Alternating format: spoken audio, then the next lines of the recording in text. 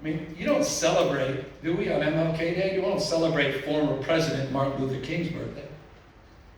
Do we celebrate on Cesar Chavez Day? Former Governor Cesar Chavez? Mandela, sure, served as president for 1 4-year term.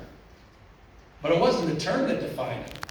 It was the decades in prison and what he brought to that term as president of South Africa.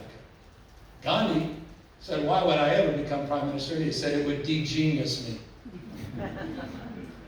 He talked about the constraints of formal office. Havel in Czechoslovakia wrote extensively about that. You don't have to be something to do something. You know what they had? It's something every single one of you have in this room. All the speakers expressed it. And that is, you have moral authority. And that's the one thing that all of those leaders have in common as well. You don't have to have formal authority to move the needle. You have to express your moral authority. So the question is, why? You ask why. Y-E-S. Why? Why are you here? What's your why? What's the thing that expresses you? That's your North Star. What's your why? And I honestly, there's nothing that enlivens me more than knowing that you're on the journey to figure that out. Those 450 hours are not just about your contribution to others. Josh was right. It's about your contribution to yourself, and it's about discovering who you are. Who are you? What's your why? What's the one thing that defines why not only you're here, why you do anything you do?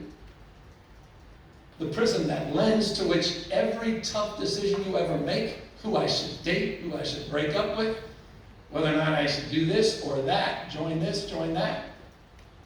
That's the lens to which you see through the world. And that's not easy to do. Most folks spend their entire life without meaning and purpose because they never discovered their why. Because they never even asked themselves a question. Honestly, why am I here? What's it all about? I think more of us have probably been asking that question the last few years than probably any other time in our lives. Because it's been hard. It's been stressful. We've been more traumatized, more polarized, more isolated. The Surgeon General of the United States of America, before the pandemic, said the #1 preventable disease in America was social isolation. That was before the pandemic. I mean, if you haven't been struggling, you haven't been breathing.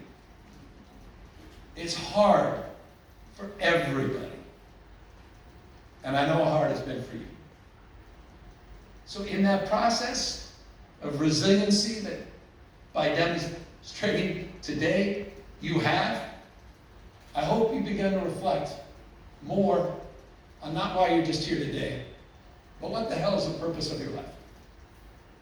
And I think you'll discover, and it's the spirit that defines why I'm here, is, doesn't matter how many goods you have in the world, all that stuff on TikTok, Instagram, it's the good you're going to do in the damn world.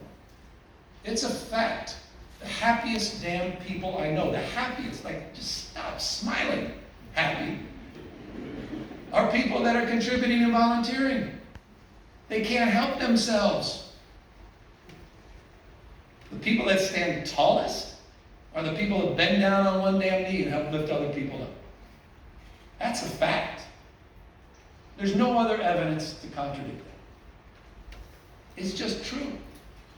So I'm so proud of you because you get it. And you're on this remarkable journey.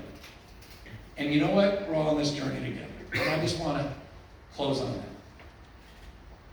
There's no leak on your side of our boat.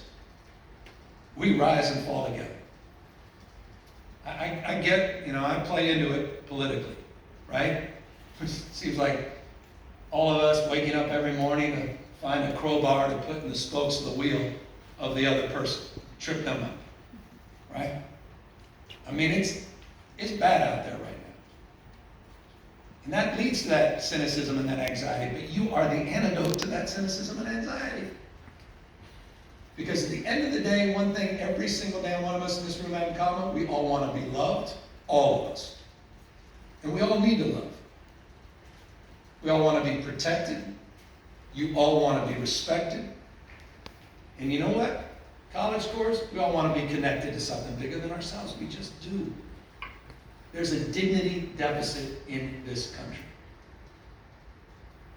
We are all on a quest for belonging. The question is, how do you discover and define and find that belonging?